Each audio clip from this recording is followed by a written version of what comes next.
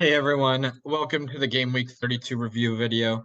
Coming off the back of a decent week with two chips in play. If you used either one or both these chips too and also had success, please don't forget to drop a like and subscribe to the channel. But without further ado, we'll get on and see what happened this week. To get a score of 66, the average around the league is 37. Now, that is with obviously players that are inactive. So you can always increase that for people that are active, probably. But who knows by how much. So we did use the shuffle and the all-in chip this week. Shuffle meaning I can get unlimited transfers this week without any cost. All in meaning that my bench scores points too. And it would have been a little nicer to have a bigger score coming off the bench, but the way Falcone played, I am glad that I used it. I'd say I don't have too many regrets. Both keepers score 9 points this week, which is so I get both of their points.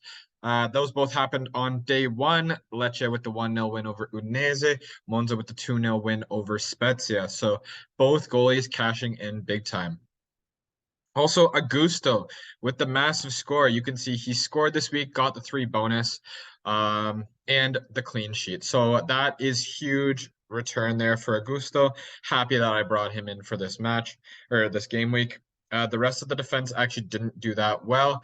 Both Napoli and Juve getting 1-1 draws, and Kim and Danilo did not contribute in the offensive end. So just a 2 and a 1 there.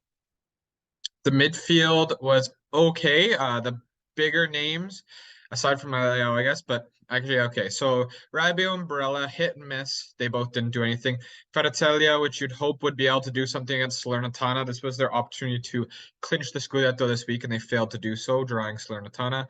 And Kvaratskhelia did not contribute to the goal, so that was unfortunate. Felipe Anderson and Rafael Leao did contribute though, which was nice. Layout or Felipe Anderson, the one player that I ended up keeping or the one midfielder I should say I ended up keeping from Lazio. Got rid of Zaccagni and Milinkovic Savic, and he scored the lone goal for Lazio. And Leao did well as well against Roma. So a game that you maybe wouldn't expect a huge return from a Milan player, but he got there anyway. Unfortunately, captaincy was on Osimhen. So just for playing, 2 doubled up to 4, and Immobile didn't do anything as Felipe Anderson did stuff for the goal. So I already talked about Falcone. I have a feeling I know what this is. And yeah, so a red card for Romagnoli caused him to go into the negatives. Mancini just points for playing, and Zola did not get anything. But that's how the team looked overall. Pretty satisfying. Um, as we look at the table, Mingus in Italy has a 3-point lead over Remo Kammer for top of the league. 11 points behind Remo Kammer. We have FPL Kid, and then Euro Kulap at 1771. That gap between like the fourth, fifth, sixth area has closed a bit, and honestly, there is definitely opportunities for people to catch up. Even down at eighth, that's only 51 points difference. Add another 555, and then you get the big drop off at 10th now. So ninth to first, still pretty tight. 51 points a lot to get over, but one really good week that you have differentials could set you apart and raise you right up those rankings. I am almost back on the first page. As you can see, I am 16th, raised a bit this week. So what that was, I'm at 78. So it's still got about just under 20 points I need to get to the first page again. Looking at the game weeks, I'm only going to show one this week because you've already seen the second one. I scored second highest in our league this week, so that's awesome. Euro Kulap also used the all-in chip this week.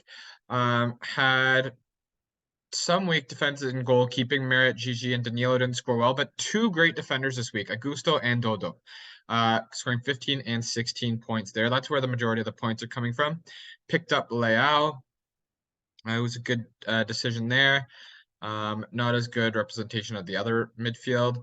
And Lukaku did well, despite Osimhen and Immobile not doing as well. Also had Falcone, and then not much going on the bench. A similar situation to me there. All right. Did take the 4-point hit for this team, also worth noting.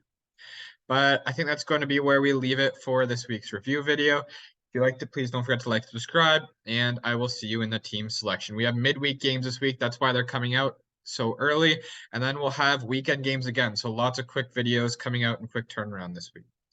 Hope you enjoyed it and have a good night. Take care.